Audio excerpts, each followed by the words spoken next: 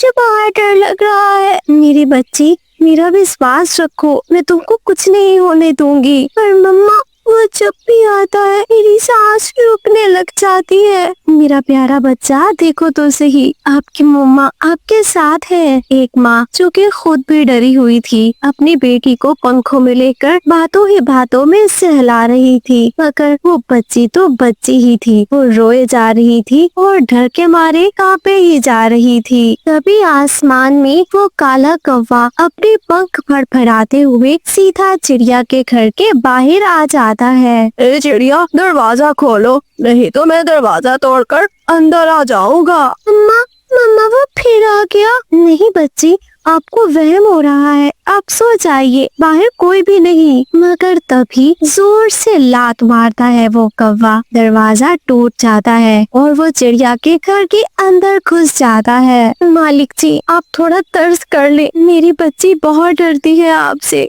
और आप बार बार आकर मेरी बेटी का सुकून खराब कर रहे हैं। ये मेरा मसला नहीं, ये तुम्हारा मसला है। ये तो तुम कर्ज लेने से पहले सोचती, अब कर्ज जब ज्यादा बढ़ गया तो बेटी का वास्ता दे रही है मुझे तू। ऐसा कुछ नहीं है, मेरी बेटी सच में बहुत डरती है। आप मुझे बुला लिया करो, मगर मेरे घर मत आया करो। एक माँ रो रो कर सिसकियाँ ले लेकर अपने बच्चे की सुकून के लिए उस कौवे के सामने मिन्नत कर रही थी। वो कौवा चला जाता है, मगर माँ बेटी का सुकून फिर से वापस नहीं आया। वो दिन और रात हमेशा इस डर से गुजारती थी कि वो मुसीबत कभी भी उनके घर का दरवाजा तोड़ सकती है। अभी 2 दिन गुजरे ही थे कि कल्याण कौवे का साहूकार सीधा चिड़िया के घर आता है। अरे चिड़िया, घर से बाहर आओ, तुमसे बात करनी है। हम अंदर आ गए तो फिर बोलोगी मेरी बेटी डर गई। चिड़िया जल्दी से घर के बाहर जाती है। बताइए साहूकार जी, क्या काम है आपको? हम किस लिए आएंगे, हम तो कर्ज की वसूली के लिए आए हैं। वो कर्ज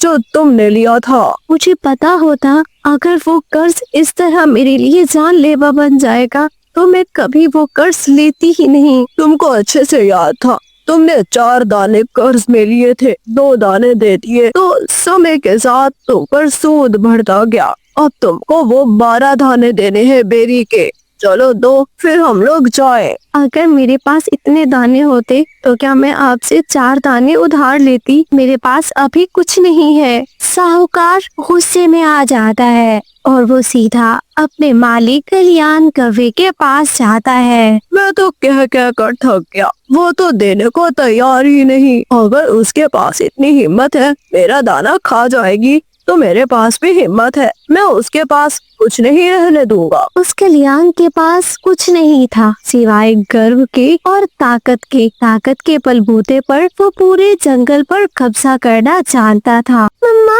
हम 12 दाने देकर अपनी जान छुड़ा क्यों नहीं लेते? मेरी बच्ची, मेरे पास होंगे ना 12 दाने, मैं तब दूंगी। मैं ऐसे कैसे दे सकती हूँ? पर मम्मा, आप और मैं ही जंगल ही छोड़ देते हैं। अरे नहीं बच्ची, अपना घर नहीं छोड़ते किसी हाल में। घर तो जन्नत के जैसा होता है ना। जैसे तैसे रात वो दोनों माँ बेटी की बड़ी मुश्किलों से गुजरती है। अगली सुबह उनके घर के बाहर बहुत सारे जंगल के पक्षी जमा हो गए थे। इस चंपा को मार डालो, मैं तो कहता हूँ सूली पर चढ़ा दो, और मैं कहता हूँ इसके साथ इसकी बेटी को भी मार डालो। हाँ, जो मेरे पति का पैसा खाएगी उसको तो मैं जान से मार दूंगी। ऐसे ही बुरे बुरे शब्द बोल रहे थे पक्षी। उनकी आवाजें चिड़िया और उसकी बच्ची तक भी आ रही थी। मम्मा, क्या ये लोग हमें मार देंगे? नहीं बेटा, ऐसा कुछ नहीं होगा। भले क्यों मारेंगे हमें, आप अंदर रहो, मैं जरा बाहर देख कर आती हूँ। चिड़िया बाहर जाती है तो उसकी आंखें फटी की फटी रह जाती है, क्योंकि बचपन का दोस्त तोता और कबूतर भी उस कल्याण कौवे के साथ मिल गए थे। तोते भैया, आप तो सच जानते हो ना, फिर आप क्यों बोल रहे ऐसे बुरे शब्द? मैं क्या जानता हूँ तुम्हारे बारे में? तुम तो कर्ज लेकर वापस नहीं करती, कल कला को मुझसे भी लोगी वापस नहीं करोगी। ऐसी बात नहीं है, मैं दे दूंगी। मैंने दाने 4 लिए थे, 2 दे चुकी हो, बाकी के 2 दूंगी, 12 नहीं। समय पर चीज लेते हो, समय पर लौटाते नहीं तो क्या तुम पर सूद गलत होगा? सूद तो तुम पर ठीक है, 12 नहीं 24 दाने लेना इससे करियान। मैंने फैसला कर लिया है, ये गरीब चिड़िया, इससे तो कभी दाने होंगे ही नहीं, चाहे दाने मैं 100 भी कर लूं। अच्छा होगा इसकी ये घर के आंगन के सामने वाली जमीन मैं ले लेता हूँ, इस पर खेती मैं करूँगा। और अगर हाँ तुमने 6 महीने बाद भी दाने न दिए तो तुम्हारी वो घर के पिछले आंगन वाली जमीन भी मैं ही ले लूँगा। ये आप गलत कर रहे हैं। मैं कहाँ खेती करूँगी? मैं कैसे अपने पूरे साल का खाना इकट्ठा करूँगी? ये तो तुमको पहले सोचना चाहिए था। अब इस जमीन पर सिर्फ मेरा ही कब्जा है, ये जमीन मेरी है। हाँ हाँ, ये फैसला बिल्कुल ठीक है, ऐसा ही करना चाहिए। जमीन आज से कल्याण की हुई। ऐसे ही जंगल के दूसरे पक्षी जमीन कल्याण को सौंप देते हैं। वो चिड़िया उसको अपनी माँ की मेहनत और उस मेहनत से खरीदी गई जमीन अब हाथों से जाती दिखाई दे रही थी। वो अपनी बेटी को लेकर घर के पिछले आंगन वाली जमीन में जाती है। बेटा तुम चिंता मत करो, हम अपनी जमीन वो ले लेंगे। पर कैसे मम्मा? हमारा आंगन उनके पास है, ये जमीन तो थोड़ी सी है। बेटा आपके नानों ने मुझे कुछ बीज दिए थे, मैं वो उगा कर देखती हूँ, शायद कुछ अच्छा हो जाए तो फिर देखना हम अपनी वो जमीन वापस ले लेंगे। चिड़िया तुरंत घर आती है, बीज लेकर खेत में जाती है, हल चलाकर बीज बोकर पानी देती है। अभी 10 दिन ही गुजरे थे कि वहाँ से सुंदर सी मटर की खेती बन जाती है। बेटा ये पता नहीं क्या है, कौन सी खेती है? मम्मा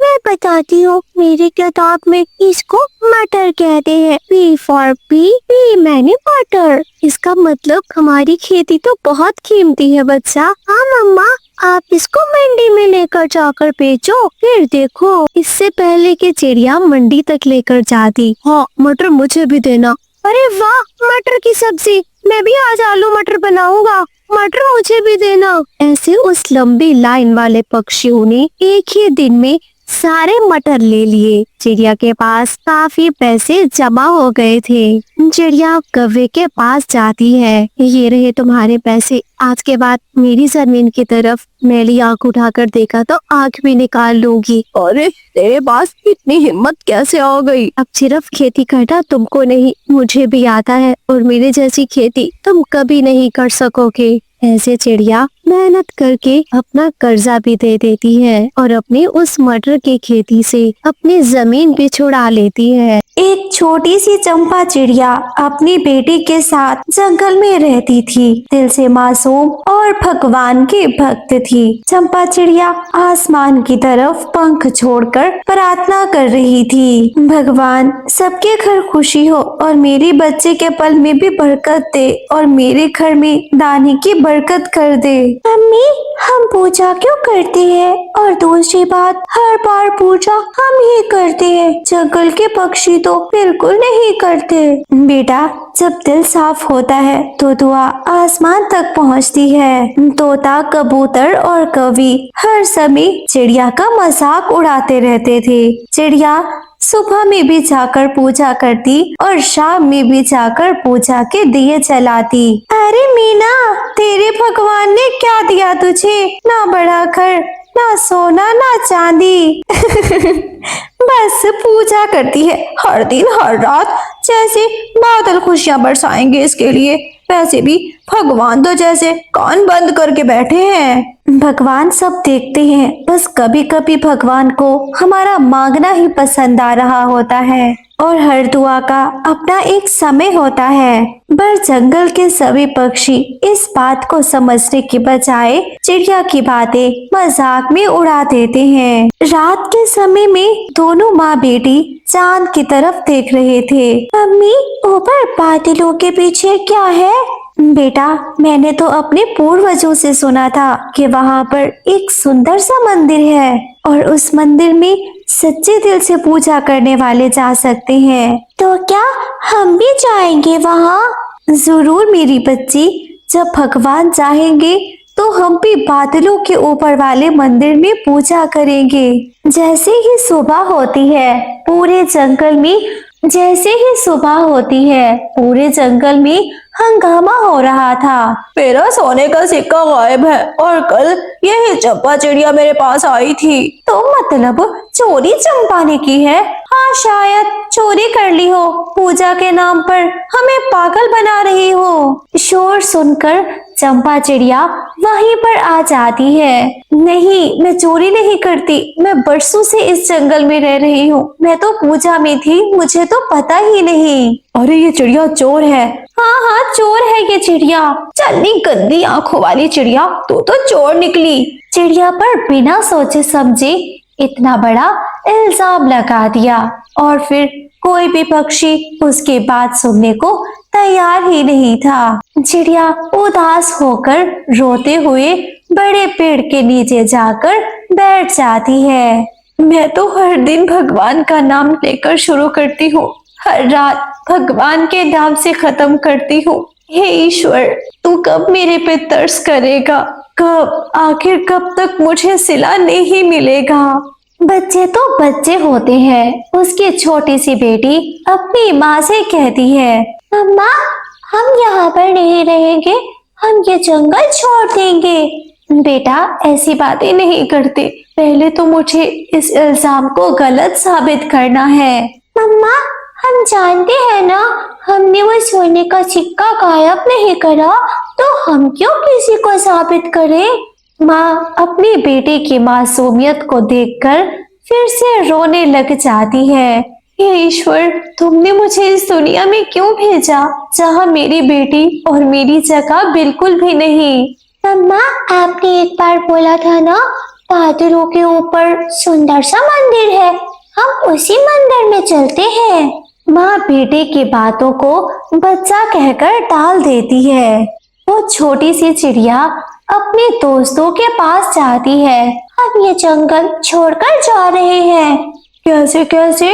पर तुम्हारी मम्मा ने तो मेरे पापा की चोरी की है। पहले तो हमारा सोने का सिक्का दो। अरे, ये तो बिल्कुल नहीं देंगे। मम्मा बोल रही थी चिड़िया पूजा के नाम पर चोरी करती है।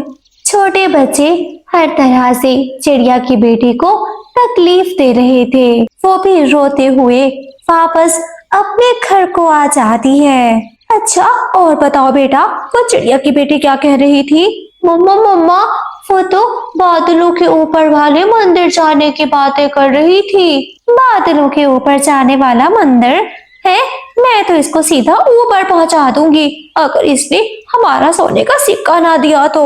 मम्मा, मैंने अपने दोस्तों से कह दिया है, अब हम कल जा रहे हैं बादलों वाले मंदिर में। बेटा, ऐसी बातें मत किया करो, नहीं करते किसी के सामने। और वैसे भी वहाँ तो हर किसी को भगवान ले जाता है, अपनी इच्छा से कोई भी नहीं जाता। अगली सुबह में फिर से जंगल में हंगामा हो जाता है कि चिड़िया ने सोने का सिक्का तो चोरी किया, मगर अब जंगल छोड़कर वो जाने वाली है। भाई कल्याण, मैं तो तुमको इतना बोलूंगा।